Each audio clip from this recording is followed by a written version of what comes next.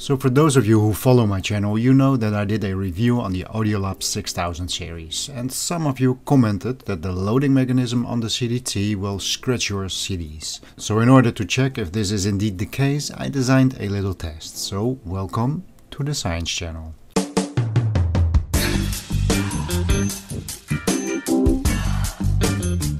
Now here's what I did. I took a CD that I have never used and probably never will, so it is still in mint condition. I gave it a good cleaning and I gave it a thorough inspection. I use a pair of glasses that are far too strong for my sight for that, but when I wear them they act like magnifying glasses, so they're perfect for this. And there was a little bit of damage on the CD, but it was in a small area and not very deep. So for this test I needed the CD transport and a click counter.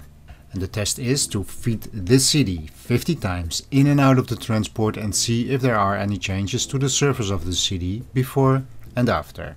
Here we go.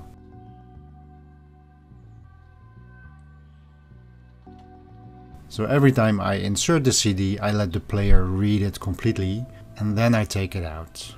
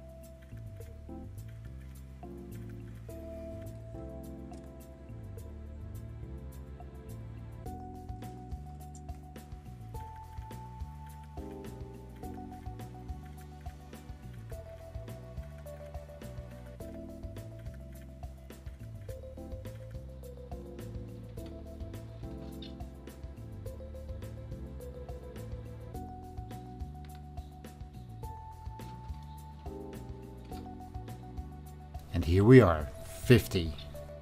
Now what is the result? First off, do not click away as soon as I tell you the answer. There is more information coming that you do not want to miss. But the question is, does the Audiolab 6000 CDT loading mechanism leave scratches on your CD? And the answer is yes, it does. Now let's put that into perspective. First of all, do you have any CDs that you have played over 50 times? So once every week for almost a year. If not, you have no reason to worry about your CDs getting damaged by the Audiolab 6000 CDT.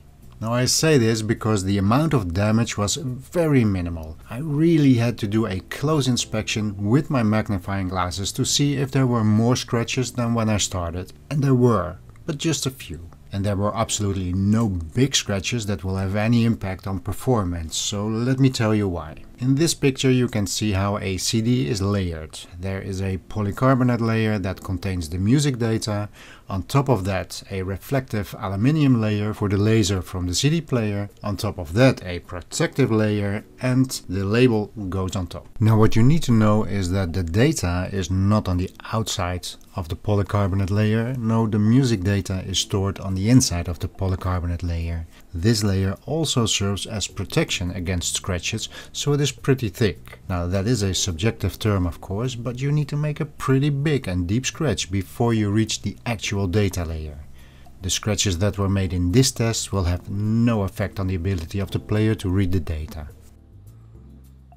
Now obviously the best way to protect your CDs from scratches is to have them inside the case or inside the CD player, and when you are done playing, put them back into the case right away. Never, this is just a recordable CD that I don't use anymore, I never have CDs lying around like this, and you shouldn't either. Now if you do need to put down your CDs, this side, the polycarbonate, is what the laser goes through to read the data on the CD, and that is the part that you want to keep clean. So if you put them down, don't put them like that. This increases your chance of scratches. At least put them down like that, so the top stays as clean as possible. But the pro tip is, of course, it's inside the box or it's inside the CD and nowhere else.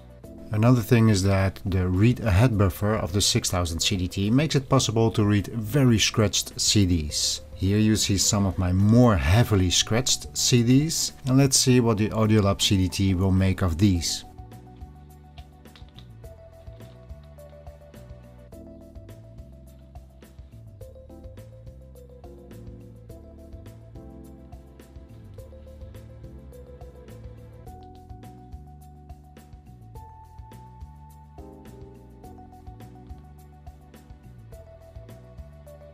Now as you can see, the CDT has no problem reading them at all. In comparison, my Rega CD player did not accept some of these CDs. So in conclusion, yes, there is some effect from the loading mechanism, but it is very minimal. Letting your CDs scatter around on the floor will have a more damaging effect. Heck, even the cleaning that I did will probably produce a greater risk of damaging your CDs. Okay, and so we come to the end of this little science video. I hope you liked it. Give it a thumbs up if you did, and I will see you in the next one.